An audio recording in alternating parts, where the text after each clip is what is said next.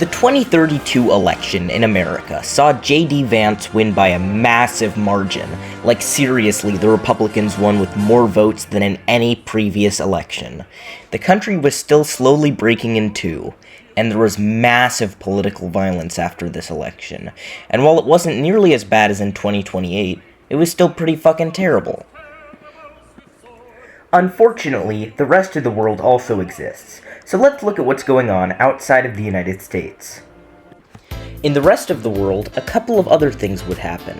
In 2029, the island of Bougainville declared its independence from Papua New Guinea, and in 2034, the Russian Civil War would end with the proclamation of a Russian Democratic Republic.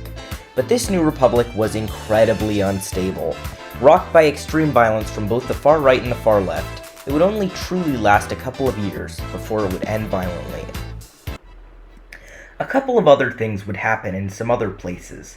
Climate change was causing extreme crop failures, droughts, floods, and famines in many parts of the world, especially in Africa, where a series of massive floods and crop failures would cause a massive 4-year-long civil war to break out in the Congo. The government would eventually defeat the rebels, but only at the cost of insane amounts of human life and suffering. In 2035, the alliance of Sahel states, facing increasing droughts and crop failures, would federalize into one country to better deal with these issues. Unfortunately, this would do very little to actually slow the effects of climate change, which would only grow worse and worse as the century progressed. As a result, millions of climate refugees fleeing fires, droughts, floods, and famines would leave hot places like Brazil, the Sahel, the Middle East, and India en masse. Many of these refugees would go to Europe. At first, the Europeans largely welcomed these refugees due to Europeans' own declining populations. But soon, there would begin to be so many of them that the Europeans couldn't keep up with the massive influx of refugees. And since these refugees were all coming in at once, nobody could even really tell who most of them were. Meanwhile, back in America, J.D. Vance just barely won the 2036 election. A crumbling economy, a growing national debt, and an increasing housing crisis led to many Americans losing faith in the system. As a result, people started to turn towards democratic socialism as a solution to their problems. As a result of a worsening economy and a rising national debt, in the 2040 election, the Democrats started to turn more towards socialism. Joe Singh, an Indian American from Michigan, won the election in 2040 by a landslide. He made 3 promises to the American people. We're gonna help the poor, we're gonna keep the US out of foreign wars, and we would reduce the USA's national debt. So did he actually manage to do these things? Nope. Meanwhile, in East Africa, 6 different nations would unite into the East African Federation. What does this have to do with Joe Singh? Absolutely nothing. I just thought it was cool.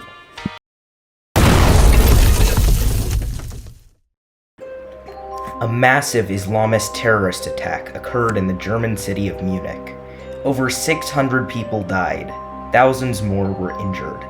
It was the deadliest act of terrorism in the history of Europe, ever. Gavrilo Princip would be rolling in his grave. European opinions on the climate refugees did a complete 180. People went out in the street and started beating the living shit out of anyone they thought looked like they might be an immigrant. Hey, is that guy an immigrant? He looks like someone who would be. Let's kill him! Oh shitballs. European governments would try their hardest to crack down on these riots, but it just made everything worse.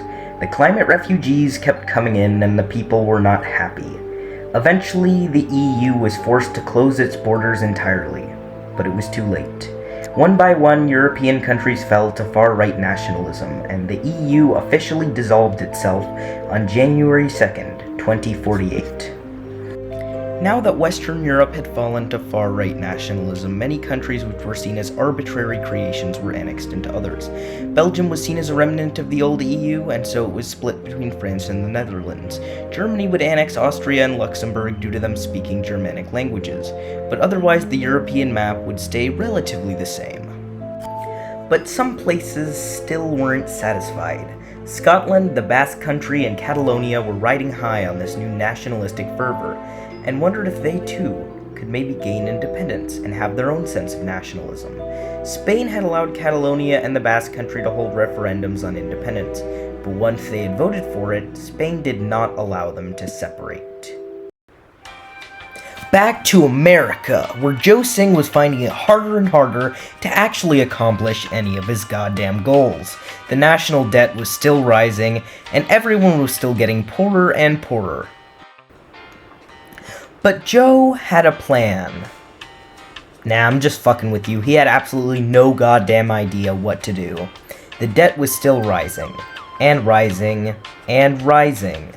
And so, by 2042, the US government would be forced to default on its debt. Basically, this meant that the US would simply refuse to pay back everything it owed to the rest of the world. Yes, it's as dumb as it sounds. This would cause a massive financial crisis throughout the world.